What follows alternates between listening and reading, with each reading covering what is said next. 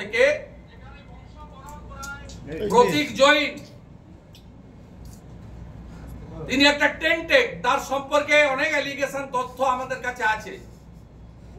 তারা কালকে রাত্রেই 6টা লোকসভাতে নির্দিষ্ট কিছু বিধানসভা বুথে কমপ্লেন করানোর জন্য বলেছে। আমরা বলেছি বাল্ক কমপ্লেন নিতে পারবেন না, ইন্ডিভিজুয়াল কমপ্লেন নিলে, আর আগে নিয়ম ছিল অধিকাংশ দিন রাত্রি যাপন করলে তার নাম সেখানে থাকবে, কিন্তু পরে কারেকশন হয়ে গেছে। এখন গোটা ভারতবর্ষের যে কোনো এক জায়গায় একজনের নাম থাকবে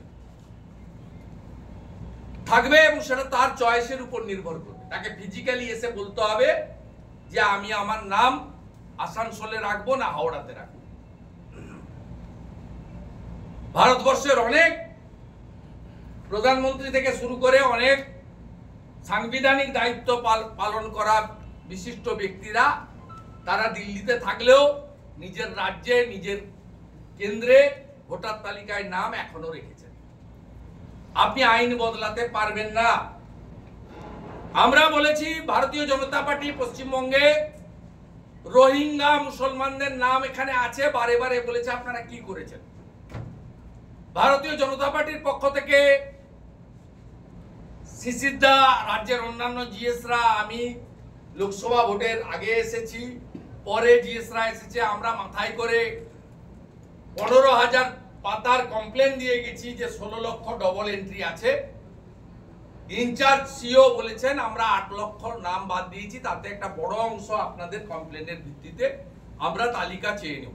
আরটিআই করেও চেয়ে নিতে পারি, চিঠি দিয়েও তালিকা ওরা আমাকে প্রোভাইড করে দেবে।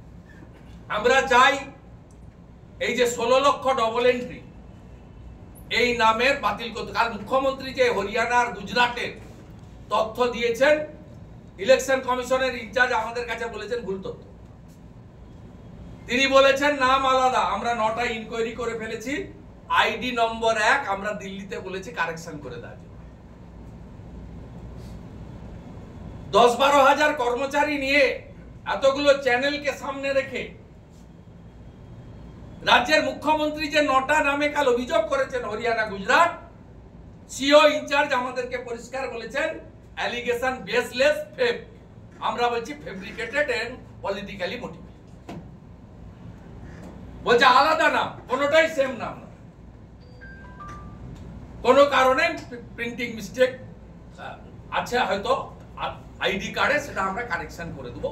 সেটা টেকনিক্যাল ফল্ট, আধারেও অনেকের থাকে, আপনাদের অনেকেরই হয়, অনেকের নাম করে কারেকশন।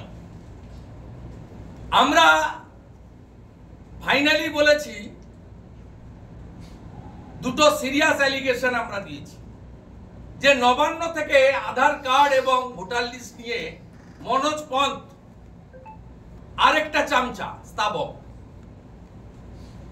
মনোজ পন্থ শনিবার ভিসি করেছিলেন বিডিও, এসডিও, ডিএমদেরকে, আমাদের কাছে রেকর্ড আছে।